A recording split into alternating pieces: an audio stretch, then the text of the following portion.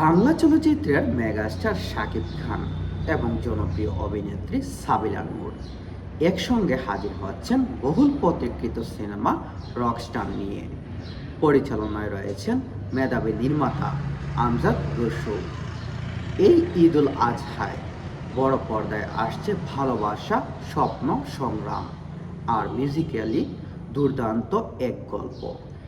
Style action, আবেগগড়া romance ভরপুর Rockstar cinema হতে যাচ্ছে বছরের সবথেকে আলোচিত সিনেমাগুলোর একটি।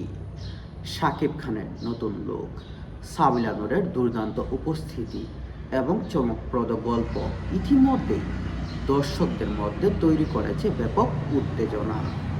সিনেমা প্রেমীরা অপেক্ষায় আছেন কবে প্রেক্ষাগৃহে কাঁপাতে এই রকস্টার সিনেমাটি আসবে।